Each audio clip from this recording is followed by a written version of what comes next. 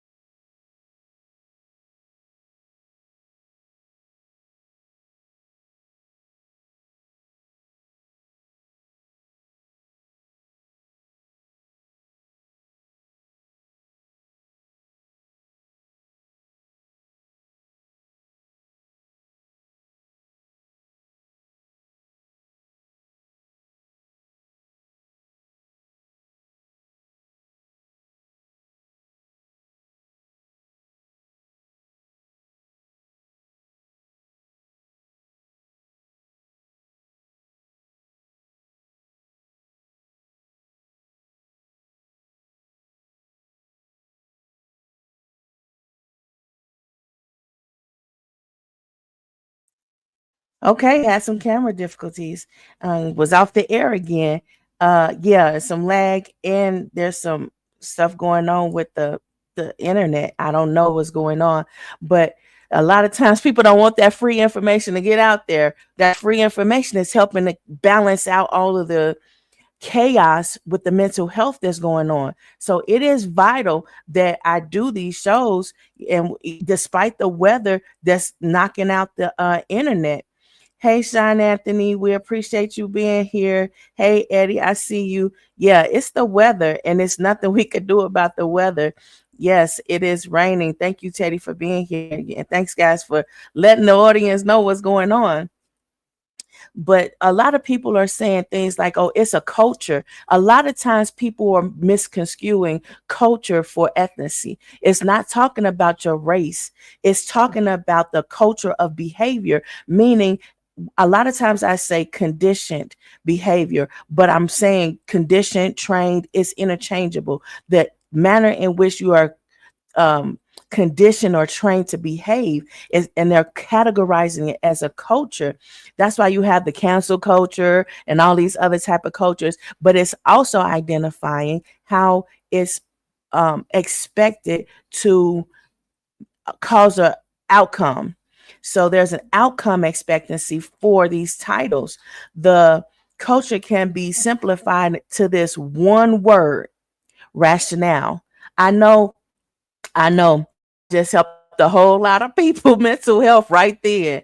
The culture is really more rationale. Is it rational or is it irrational? That is what it is. It's not, every time you turn around, somebody got a new definition for something, and then they have a new way of saying the same word. And it's like, that's driving people to feel their mental health slipping away from them. And it's like, what do you mean culture? Back in the day when we talk about culture, we were talking about race and things like that. No, it's talking about rationale, things that are rational or irrational. And then they're trying to say, well, what's the rationale expectancy? That's why they're using interchangeable labels and changing the narrative and definitions of words that people are most familiar with. Normally, it's the rationale expectancy of these labels are seen in titles like gender role expectancy. And you know how you have couples, right? You have a male and female couple. Because their gender role expectancy, we all know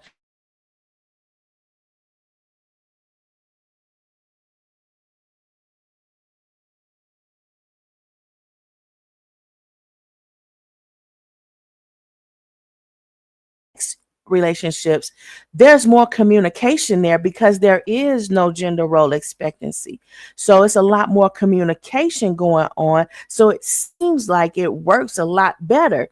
But if you had that same level of communication in that opposite sex as you do as the same sex, you might have that same kind of expectancy. See, that's what I mean by rationale.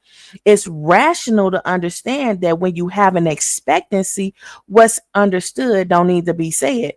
So when you have that expectancy, it's like, well, I don't need to say it. You already know. Why is that important? Because when you have that expectancy, for example, you have an educational expectancy. If you have a number of degrees, then people expect for you to be intelligent. They don't expect to speak to you in an elementary manner. They expect for you to behave at the level in which you've obtained a degree. If you have a hierarchy of position, there's an expectancy for that. If you're in a clergy or institution, or if you're in an organization that the position of a CEO or manager or whatever, then you have an expectancy to understand, hey, this is the type of behavior and level of communication you're going to have from me. So when that expectancy isn't met, it's irrational. And that level of irrational be outcome is like, okay, now you're playing with my mental health. So now we're going to have some unpredictable behavior. But because rationale is so skewed, expectancy changes too often and often lacking logic. There's random responses which lead to shocking and unpredictable outcomes. Basically, you have quote unquote good people doing quote unquote bad things. And a lot of people are seeing that happening now, and they're like, well, why are they doing these things? Well, a lot of times that the matter in the fact that you can't put a rationale to that means it doesn't have any logic. That means it's not 1 + 1 = 2. And because of that, you can't have AI taking jobs because AI is very rational. AI is very if this then that. You cannot take a job from people who understand the differences between rationale changing, and nobody's going to go into a computer to keep changing the line of programming saying if this then that and keep doing that back and forth back. No one's going to do that. So AIs can't really take your job. What they can do is enhance your job. We're seeing a lot of times where you have Chat GPT and other AI programs which are somebody going into the computer programming and writing in there saying if this then that. And a lot of times, because we have seen some discrepancies in people's feelings getting hurt because AI responded, in a cultural ethnicity manner, we're seeing a lot of programming such as AI go and being reprogrammed in order to respond differently. So now we're going to keep seeing that shift go back and forth until the computer learns, the AI learns, and it's going to come up with a rationale that's going to say 1 + 1 is 2. Period. You can't keep changing it back and forth, because what it's going to find is lack of consistency. Now, when people find that lack of consistency in jobs, because they want to fit in and because they want to belong, they go along with it.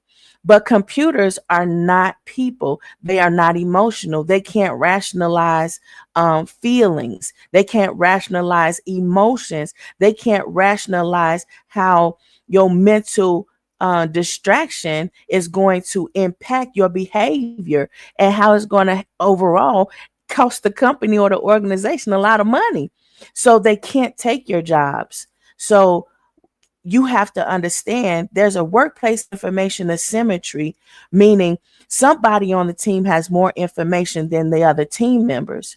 And because that imbalance, the AI can only enhance that gap and improve it just a bit. But there's still things that computer is not going to know, because no human is going to permit, at least not for the next 20, 30 years, they're not going to permit the database to have a significant amount of information in order to be replaced.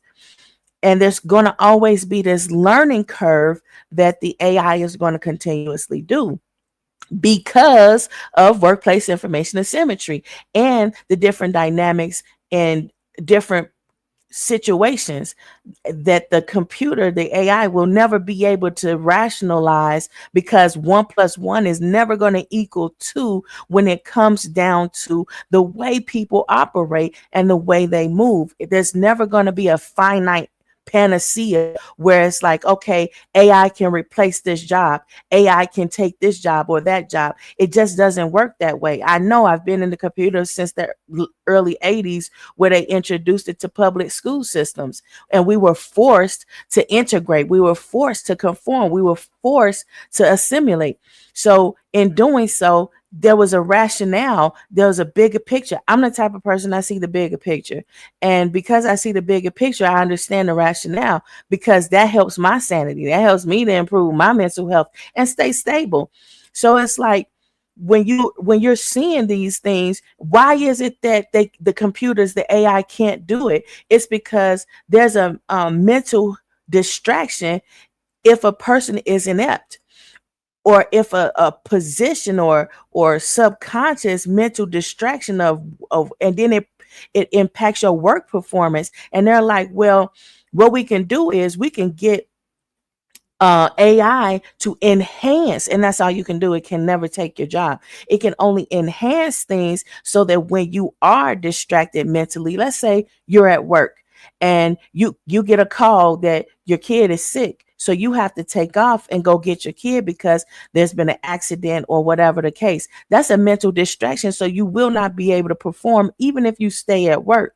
So what the AI can do is it can predict only to an extent what you would do as far as your work performance, and it can perform in the manner in which you have programmed the AI to perform, but it cannot replace your position, because that cognitive flexibility, which is innate in your human behavior.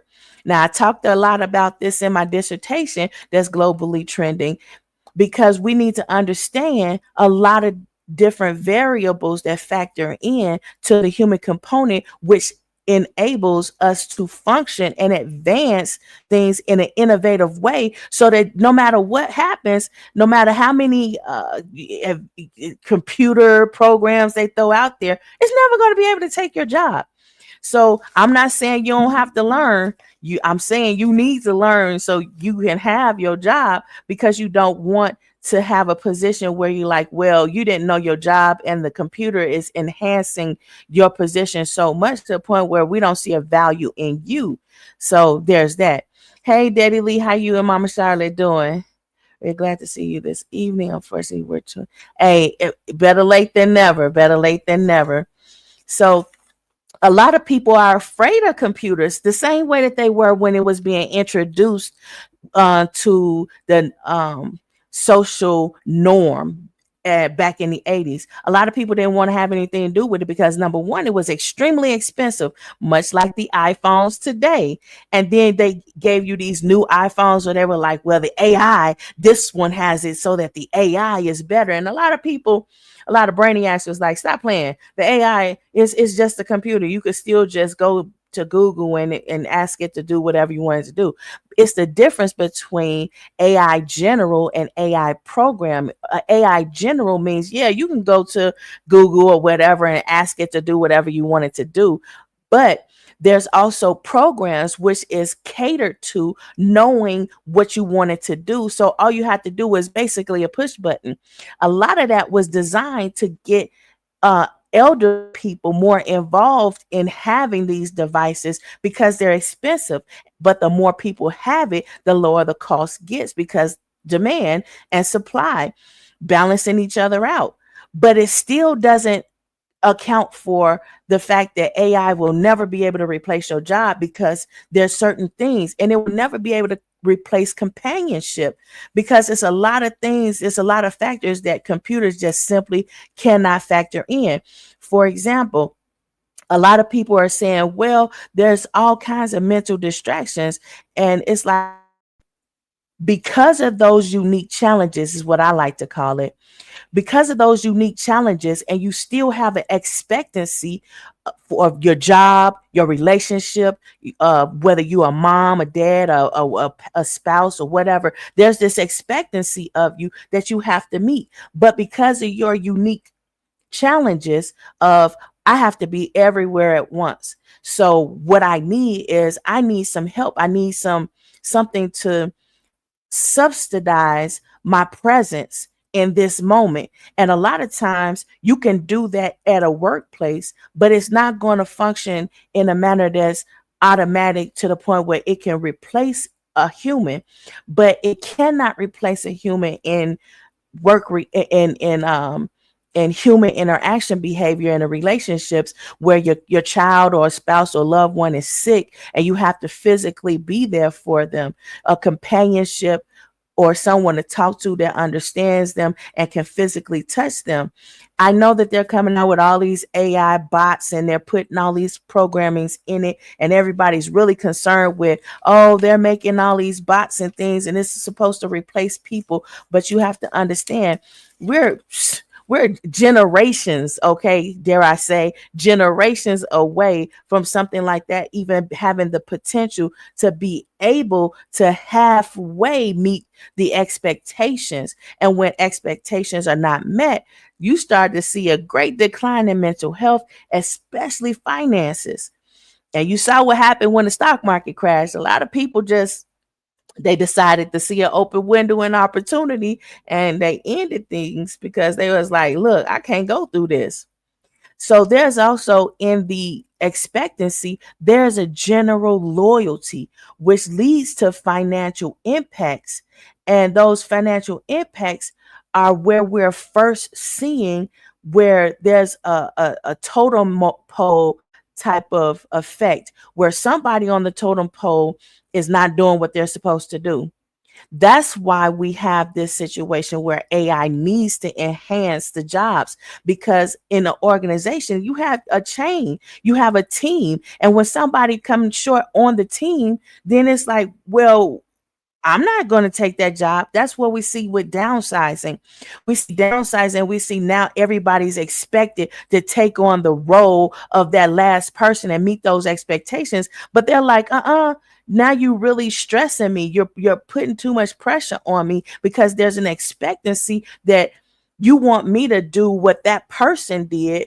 And the AI is not going to be able to enhance the job to the point where that person can be absent for long periods of time without affecting us financially. But because the leak to understand that is so slow, because it first affects the first person that comes in, the last person to get hired, but the first person to get fired. And because of that process, it takes a long time before anybody really understands where the problem is, where the leak is, where the expectation isn't meeting the requirement. And it's like, well, now you, because you had this organization depending on that organization and they didn't find their leak. Now this organization knows, well, that company is the leak and they're the problem, but both of them are failing because they're codependent. They're dependent on one another.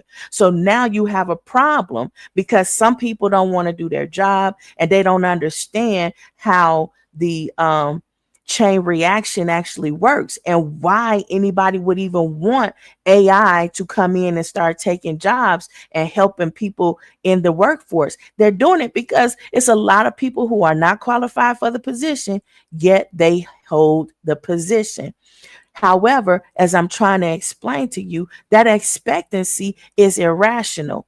The expectancy is irrational because you can never, ever put someone in a position who is not qualified for that position and expect not to have financial loss or even loss of life. So a lot of organizations, when you get a company, you have that company. Even entrepreneurs, we have these businesses because we want to thrive. We want to finally reach generational wealth. We don't want to just survive. We want to thrive. So when you have this leak of somebody not knowing their job, it's because, well, we're not really efficient in finding the leak because we're like, well, we're rationalizing why this person should have this position as opposed to removing them. And another thing, what they do, they said, well, we'll get AI, we'll program computers to do it. But they may learn too late because they're not showing them the information that they need to know. Because a lot of times people aren't sharing their lived experiences of how this is not working out. Instead, they tell the job, all right, you want that AI to do my job, deuces, I bounce. But what's going to happen is you're going to find out that I was invaluable to the mission, but they're not going to find that out before they fail, before they fire you, before they put themselves in a position where they're in a rock and a hard space and they're in the deep end of the pool and nobody put water in, but they jumping in, head first. They're not going to know. Why? Because they wasn't qualified for their position. So of course they won't know. But there goes the job. So you see, it's a chain of events that's happening that if we don't help one another, then we all endure the consequences. And the consequences are grave and avoidable.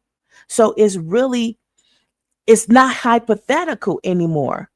Once before, it was hypothetical. Now we are living the experience, and they nicknamed it in a facetious manner so everybody will realize it. They call it fool around and find out. FAFO. So previously, you had the idea when you understood that there was some injustices in the workplace where overqualified people were being fired because they trained a new person in order to take their job unwittingly. And because of that, now they're out of a job. And they didn't see it coming, or they saw it coming. There was nothing they could do, and they did everything they could do to maintain that job until they could jump to another job, but it didn't help them because they still lost their livelihood. Also, they were losing their reputation. And again, my globally trending dissertation shows that a lot of people who were overqualified, who fell into these categories of they were going to be removed and replaced by somebody who was not qualified for the position, the managers also ruined the reputation of those overqualified people so that they wouldn't have a competition, so that person would no longer be hired. And if you've been watching my previous episodes, I said this is why when you try to go back into business, these too big to fail companies, when they fail, they're going to go away. And that's because these people we've been watching, we've been keeping track. And there's a level of fed upness. We're going to call it fed upness, but it's really intolerance. But because it's funnier to say fed upness, I'm going to go with that. Because this level of fed upness, a lot of people are like, forget it. You have no intention on being loyal to me. So there's a general understanding that you have no loyalty to me, despite my overqualifications, and despite the fact that I'm going to do the job because that's just who I am. That's the integrity that I have. I'm gonna do the job, even though I know you don't mean me any good, and I know you're gonna replace me with somebody who isn't even qualified for the job because you think that I'm going to share information with them instead of understanding workplace information asymmetry. Period. And that's what we're seeing. And a lot of people are saying, well, we don't have to learn from the past. We don't have to learn from the past.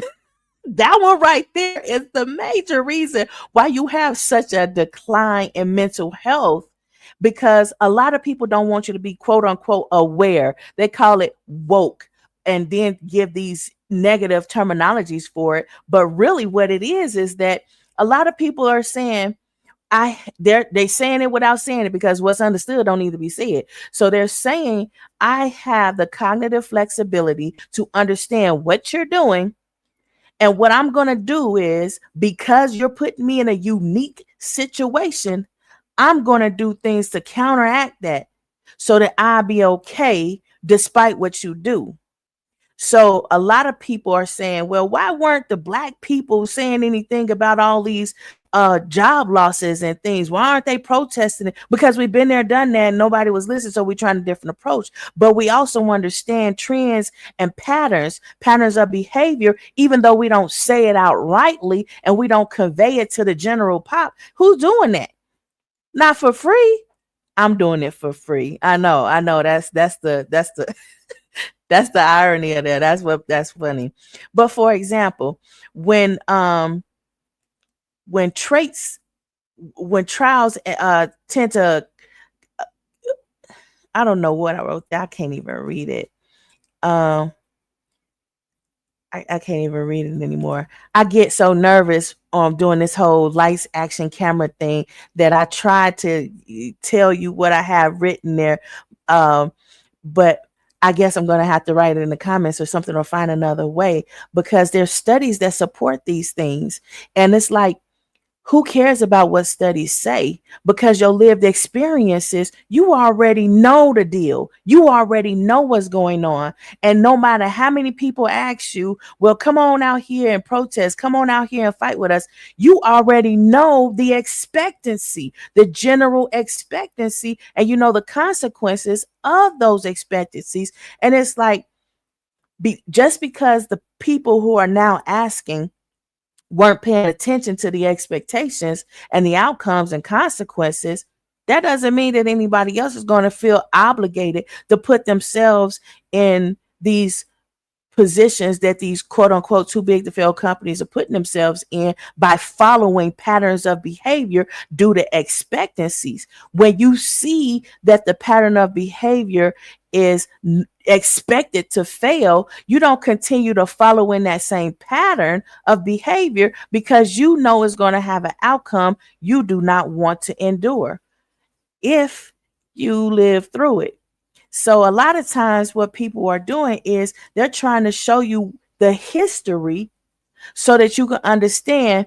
Yeah, like my dad used to say, you're going to get beat down and you're going to get these forget-me-nots. The forget-me-nots help you to remember the past, because now you got a scar, you got a wound, you got a bruise, you got broken bones, you have a bad experience, and those are called forget-me-nots. So you basically learning from the past, quote unquote, by the forget-me-nots, because now you have something that's going to remind you. You have a scar that's going to remind you. You have financial losses that's going to remind you. You have loss of people and their presence, because that's going to remind you of what you don't want to remember, the things you don't want to know, but you can't help but learn from if you want to continue to avoid those outcomes, if you want to continue to avoid those consequences, if you want to maintain your mental health and well-being. Or you can ignore it and your mental health can continue to decline, and then you can turn around and say, well, why didn't anybody tell me? Why don't I know? There's nothing new under the sun. I don't care what commercials or advertisements or whatever tell you. There's nothing new under the sun. And if you're not paying attention, that's a you problem, not a everybody problem. And that's why I always say you should probably watch this show about 3 times with a different perspective, each time having a different perspective, so you can get what you need to get out of each episode. Because a lot of times it's just not laid out to you. And a lot of times it's not laid out to you because your formal logic is being blocked by all of these distractions, these mental distractions. And it's like, I didn't think this applied to me. What? How did you not know this applied to you? You're living in these experiences. These experiences are not just for one particular group or one age group, but it's not for a group, it's for everyone.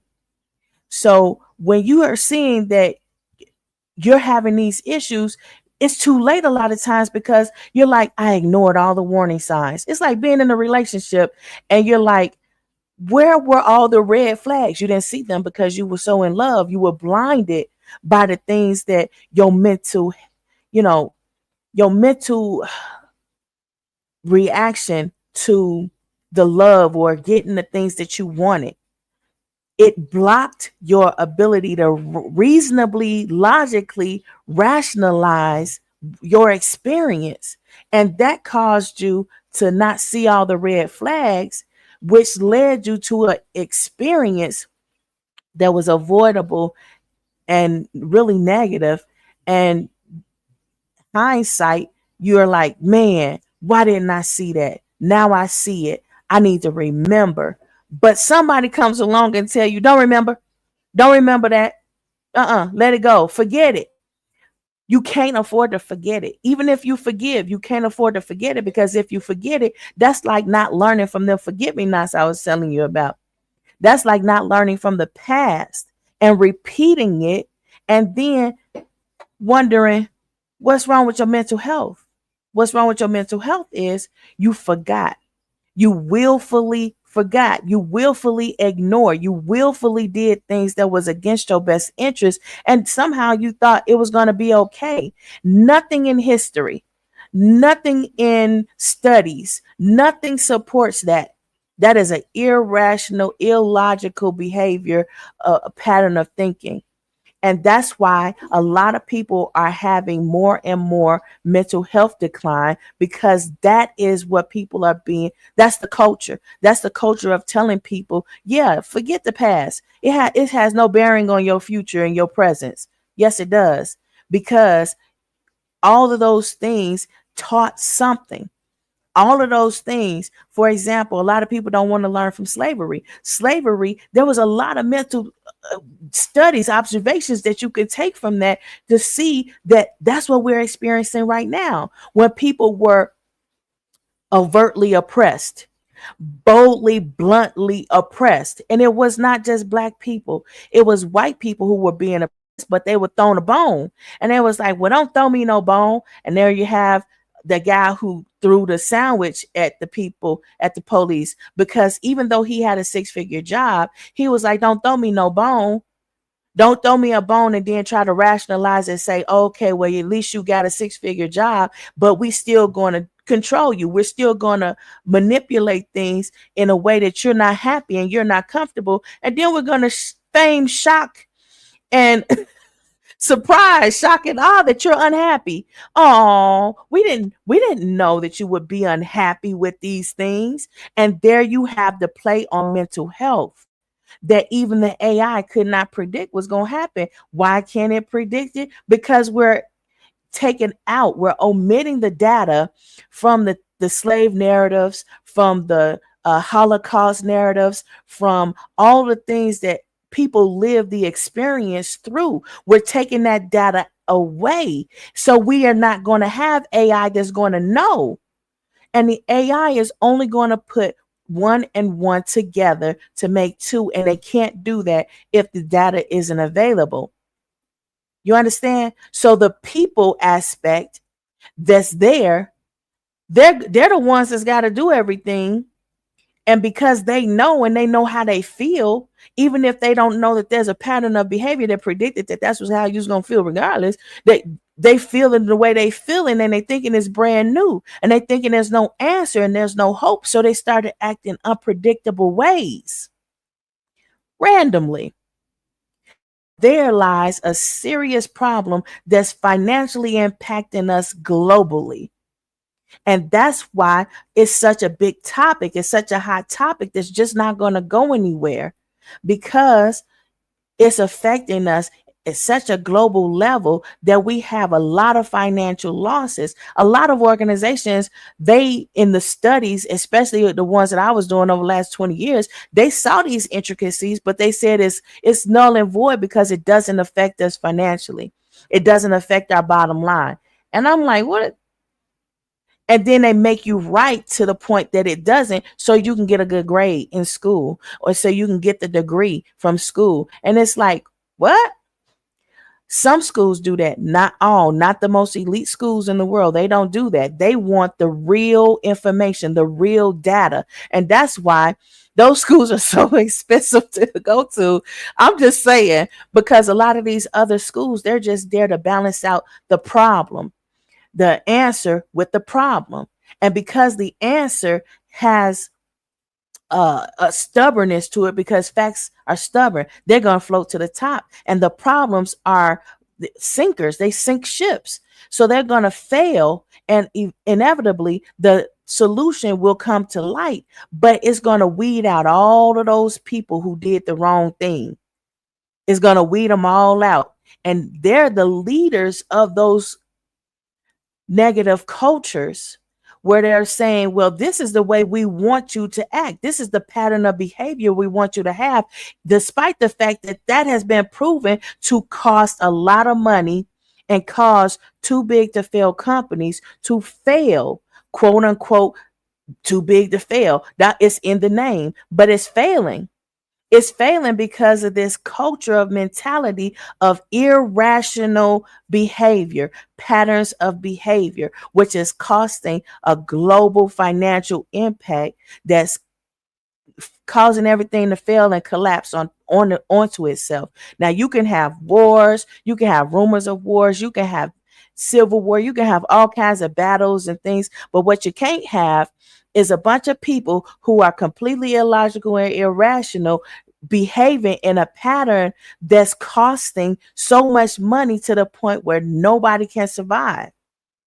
And that's why there's like, well, we'll just put AI, we'll just program these AIs, and these AIs will just run the program, and they'll have the position. They'll do this, they'll do that. But the AI cannot do that, because the AI is not a panacea for not hiring qualified workers. It's just never going to happen. There's far too many variables where it just won't. That's not the answer. A lot of people feel like they got that as the answer. The reason why I'm telling you for free that that's not the answer is because I have a globally trending dissertation that shows all the problems, and I want to present you the answers, but I can't do it for free.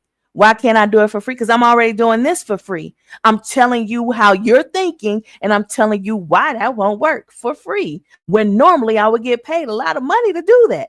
So I can't keep giving everything for free, because I have to have money in order to sustain my life. I got bills. I have things I have to pay. So I'm going to give you as much information as I can for free to help you to understand what I already put out there in my dissertation. And I'm just going to break it down all the time for you for free, very simply. And I'm going to make sure that you understand at the very fundamental level, so it can jar your formal logic, so you can understand where you can get the answers from and why you don't already have the answer. Why you don't already have the people who stole the intellectual property, they don't have the answer. All they have is what they stole. They don't have the ability to advance that understanding because they didn't understand it to begin with. If they did, they would have had the intellectual property of their own. There would have been no need to steal it. If you would have felt like Okay, let's be more inclusive. If that's what you have and you made that contribution, let's integrate you into the system in order to advance. That should have been the mentality, but that's never the mentality. Even if they tell you that because you're buddies, because they broke bread with you, they know where your kids go to school at, and they smiling in your face. Both of y'all smiling in each other's face. Both of y'all can't even stand each other. And it's like, that's messing with your mental health, because there's a loyalty. There's a loyalty that's associated with the culture and pattern of behaviors, that smiling in the face, that fact that y'all eating at each other's house and y'all carpooling and things like that. There's a cultural expectancy there, and it won't be met. And that's going to mess with your mental health, because there's a loyalty associated with that. And then when you have that disloyalty, that's that expectancy not being met to reality. And then randomly, you're going to have an unpredictable behavior. And you're not going to be aware of it because it's a subconscious reaction. And by the time you catch yourself, you're going to have good people doing bad things. It's not new under this. It's not new. It's in studies. It's in lived experiences. It's in current events. It is well known. It is well studied. It's in studies that show and support and prove it, and especially schools, because in academia, that's where they get to do this whole lab rat testing type of thing, where they get studies together and they ask people to participate, and they observe for these behaviors, these patterns, these understandings, so they can validate that that is actually the answer. But I'm telling you, we've already done that. We've already done it, and we know, but it's the matter of the fact that the people who have the money, who are controlling the way the decisions are implemented, that's controlling the outcomes, which you got to reach them. And the only way you can reach them is they too big to fail. Companies got to fail and never be able to populate again, because everything was better when you had the chain. I spoke about it before in the previous episode when I said the global black tie, the global black Wall Street is more of a black tie expectancy of a bunch of chains, where a lot of organizations specialize in a particular thing, a particular genre, a particular business, a particular product and manufacture, a particular brand, and they won't fail because there's a generational wealth that's particular to that one organization and that family. And that kind of cohesive behavior and patterns of behavior is what studies have proven and shown leads to generational wealth that can never ever be taken away from organizations and from those who participate in it. A lot of times we are not going back to understand what these things meant. And I can tell you, I can show you better than I can tell you. I wrote a book, Generational Wealth, Information Asymmetry, and Your Success. You can find it at lulu.com or anywhere books are sold, to include Amazon. It's something tangible to hold on to help you to understand and jar you to this understanding of formal logic. I'm not telling you anything that's new. I'm reminding you, if anything, I'm reminding you, I didn't create these things, but it's a lot of people out here that won't tell you for free. And a lot of times people were asking me to come on social media, blog, and do all that thing because they knew that I would be honest enough to tell people and help people, even though I'm not being properly compensated financially for it.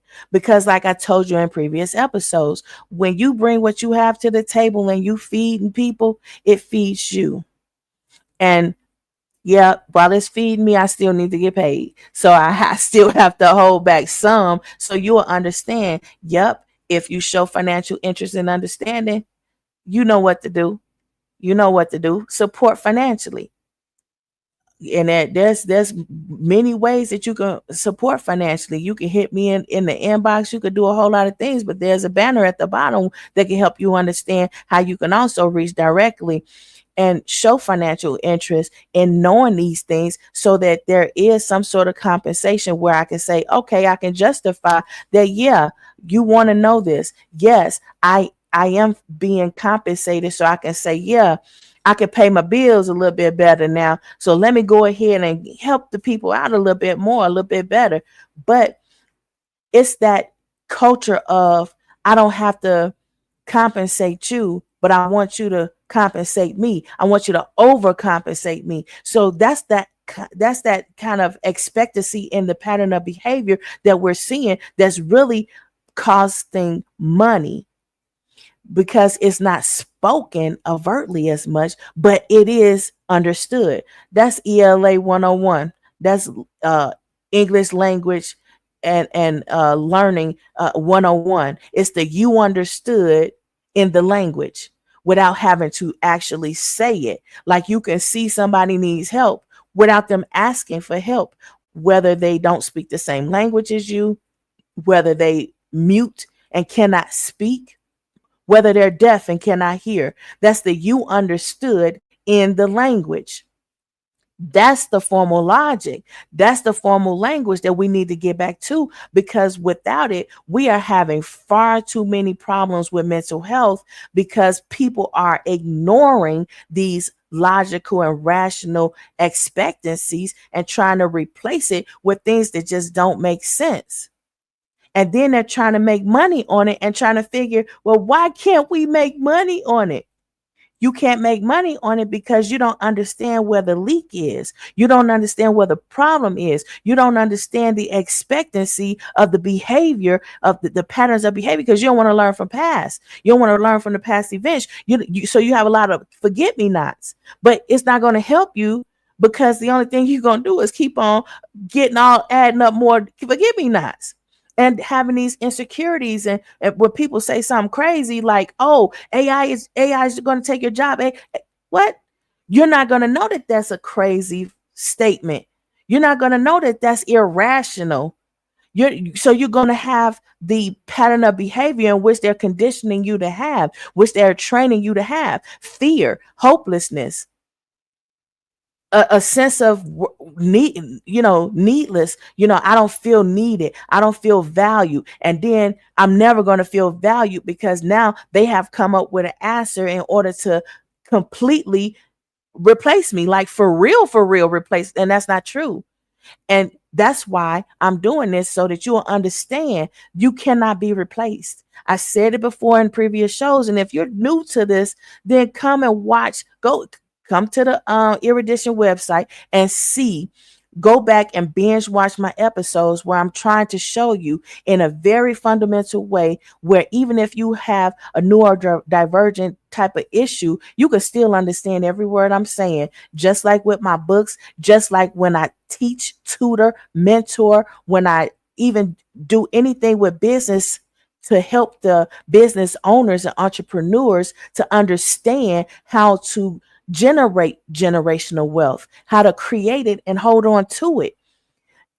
There's a lot that could be said for catering to a specific person and their needs, but it's far more to help more people, especially in the such times as these, where it's so many people who are having mental health breaks, and they have no idea that they're having these mental health breaks, because there's a fed upness, there's an intolerance, and they've exceeded it. They've well exceeded it. And they're acting out in subconscious ways they cannot control. And it is random. They can't clock it, and they can't put a clock. They can't tell you when it's going to happen. They can't put a rationale to it, because they are fed up.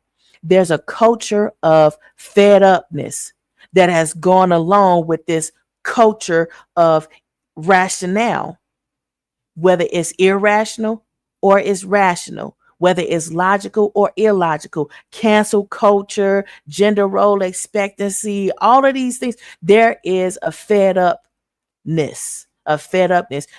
No one's tolerating it anymore. They cannot mentally handle it anymore. So there is random patterns of behavior that is showing everyone who's observing, especially psychologists, because I find it absolutely fascinating to be observing how these leaders are just blatantly ignoring the culture of fed upness, the FAFO. It's just something that you would never be able to see in a million lifetimes, because you just never thought that the same kind of behavior that was found in slavery and the Holocaust would ever exist in this present time, because we learned from it before and that's all behind us. But that culture, you understand it now, huh? You understand it. This might be your second time watching this episode, but you understanding it. That culture of behavior, that pattern of behavior is understood better, because it's like, oh, I didn't see how it applied to me. Now you see. Oh, I didn't understand. Now you understand. Your subconscious is going to understand it long before your conscious starts to have the type of pattern of behavior where you can identify it more obviously. Your subconscious is already exhibiting the pattern of behavior, and somebody who loves you and cares about you and see your behavior, they're bringing it to your attention, but you can't hear it because your level of intolerance is just overwhelmed, and you like, I'm just fed up. I'm just fed up. I don't want to hear nothing. I don't want to see nothing. I don't want to do nothing. Then you find yourself trying to fix it. That's what your subconscious is doing. It's that fight or flight mentality where it's innate in you, it's innate in us all. You can't do anything about it. You're having this fight or flight situation, and you're like, well, I just got to fix it. I just got to stop it. I'm fed up. I just got to do something. I got to act. And that's when your subconscious takes over.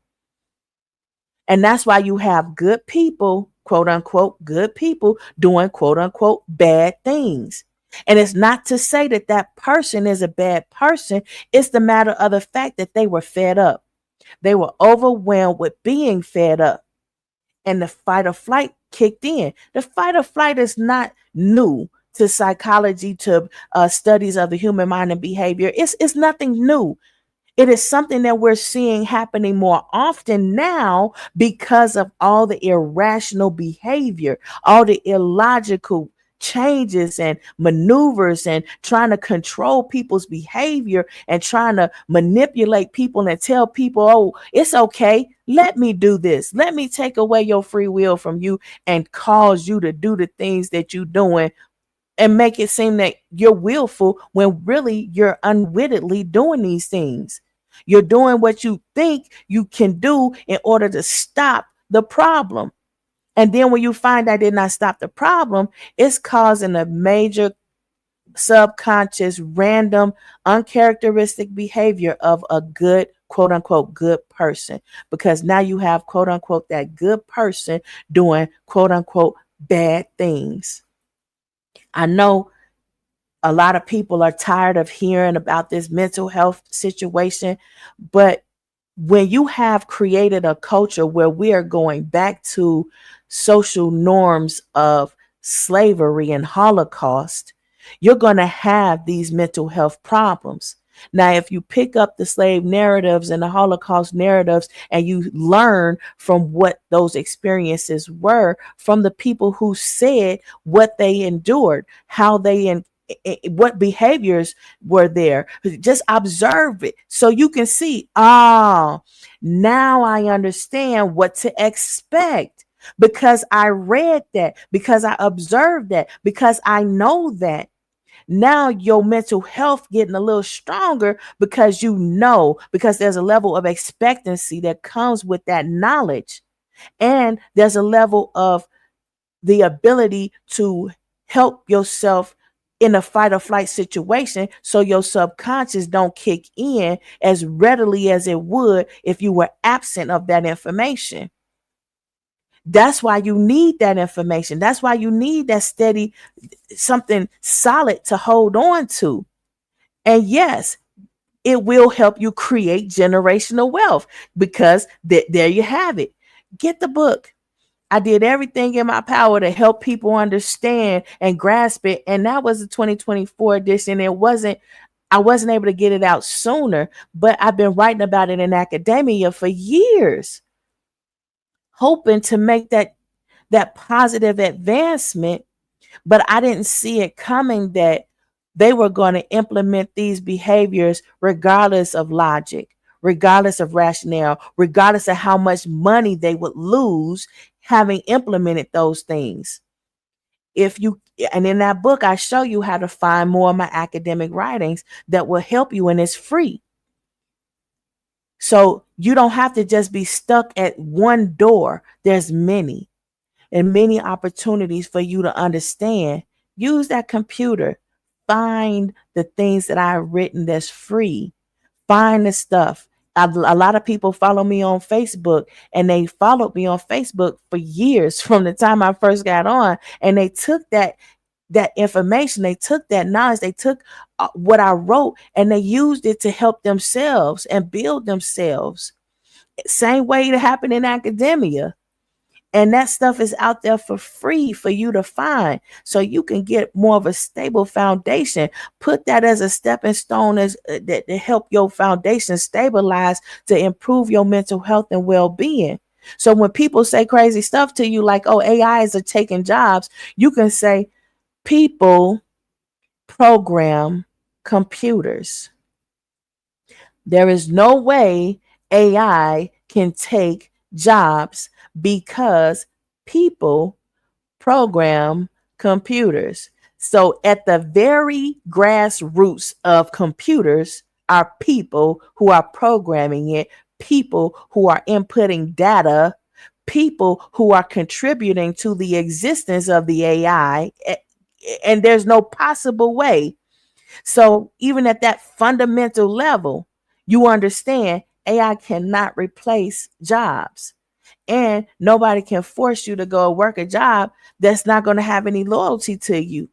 So what you're going to do is you're going to end up creating these little mom and pop shops all over again, because that's where they came from. They're going to come back.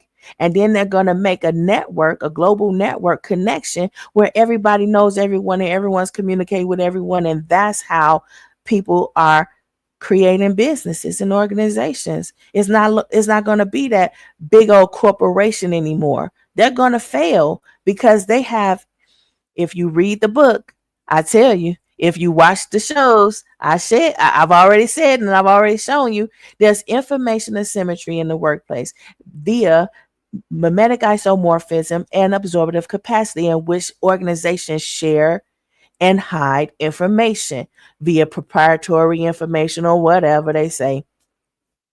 I can show you better than I can tell you.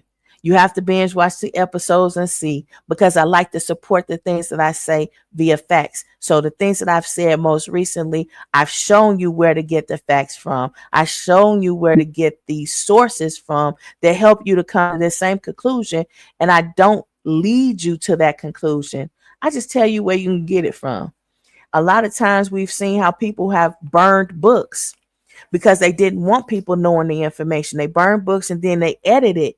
And then they omitted a lot of the information because they own the publishing companies. They can do that.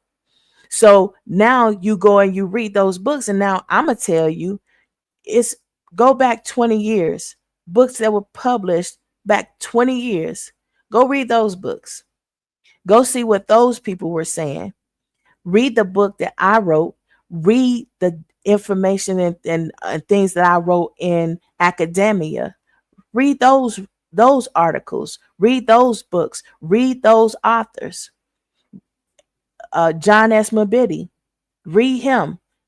That's going to help you understand a whole lot of fundamental things with the African culture and the Western culture, and them communicating to come up with an understanding of how we develop this Western culture that we have here, this westernized workforce that we have here in America.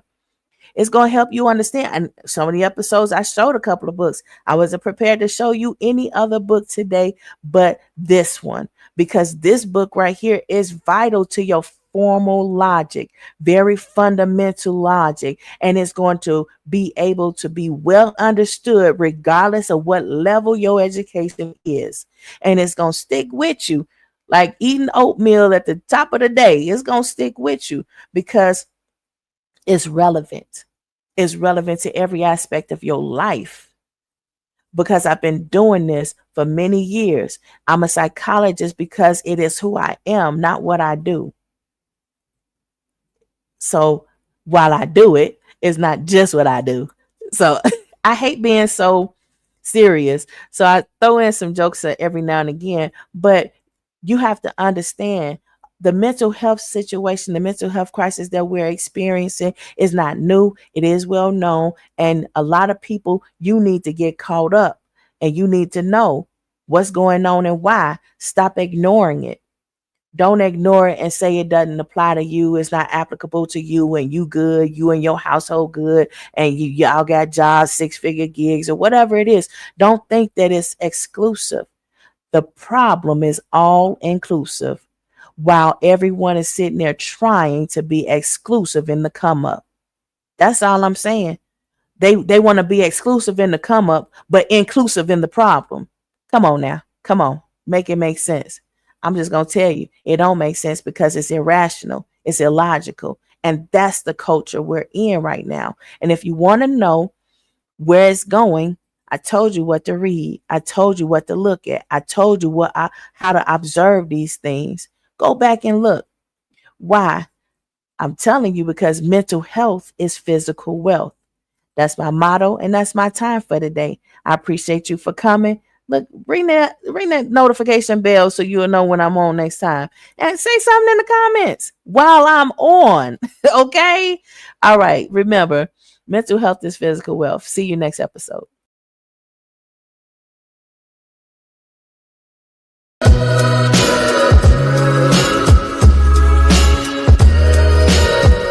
Mental health is physical wealth.